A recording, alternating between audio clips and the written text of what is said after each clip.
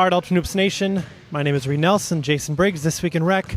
Final Four edition. Which game would you like to start out with, sir? Chronologically. Okay, so the Squires handled UANO 74-50, I believe. UANO shot a 4 for 32 from the three-point line, good for 13%. They shot 25% from the field. Squires 48% from the three-point line. So, although it was close early, the gap widened, and then it just UANO was really down on themselves after the game. They thought they played awful, and they kind of did. They did play awful, and they were in the constant mode of we got to get some points. We got to get some points. We're down. We got to get some points.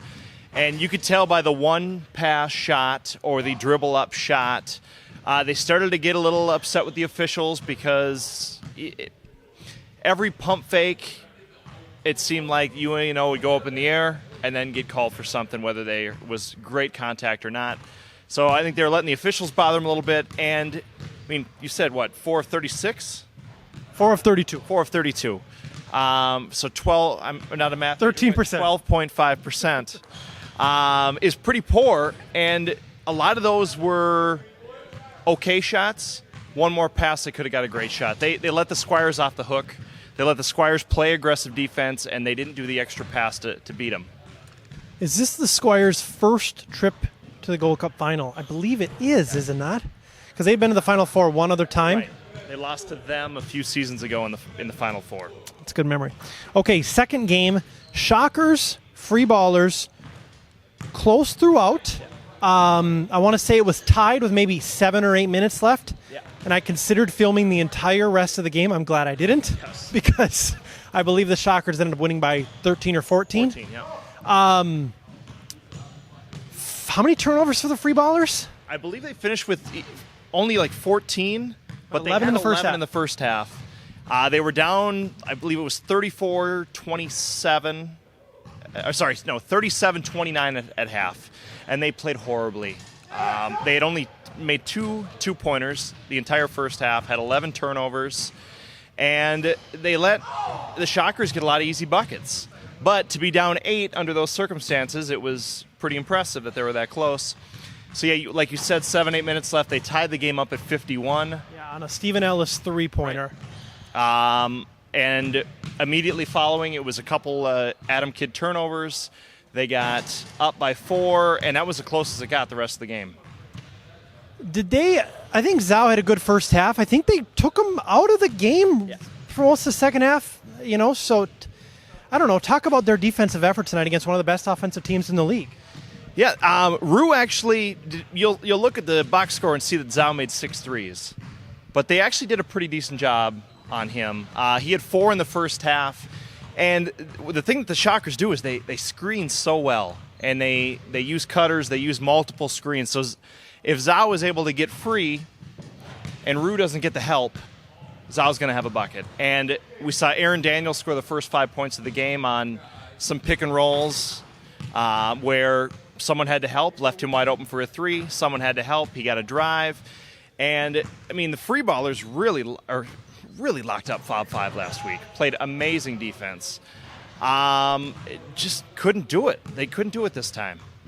You mentioned Aaron Daniels. You're a big man. Do you think he has some of the better big man skills in this league? Would you rate him towards the top? He's very underrated. He's got good footwork down there. And then for a guy like myself or Helmy, you can't close out on him because he's just fast enough to get by you. But no, I'm more impressed with his footwork down there. His touch isn't always great. As you can see on some of the missed shots were some wild layups. But to be able to go down there, to use the pivot feet, to be able to finish with both hands on both sides of the hoop, he does a pretty nice job. And he's very physical on defense. So Helmy had a couple missed buckets from 2. And then I think he only had 2 two-point attempts in the first half. A lot of that was due to Aaron being able to body him up.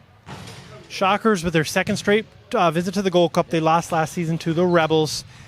Tomorrow night, 7:30 here in Bloomington South. Again, that's tomorrow night, or tonight, Thursday night, here in Bloomington South. Squires versus Shockers, 2 versus 9, I believe. 2 versus 9, yeah. Who wins and why?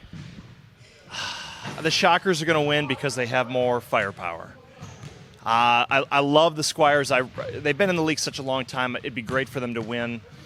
I just don't know unless Hamill has an amazing game and Martanzik is able to do what Zhao did tonight and hit 6 threes. I just don't think they have quite enough. And they play good team defense, and Jerry on Zhao is going to be key to slowing him down. But I think Jake's going to have a really good game, and then I actually think they'll do a good job on Ethan because they've got the size to be able to work with him down there. I just think Jake's speed and their ability to get out in transition will be the difference in the game. I know Kyle Mead will be out. I believe Brandon Port should be back. I don't know.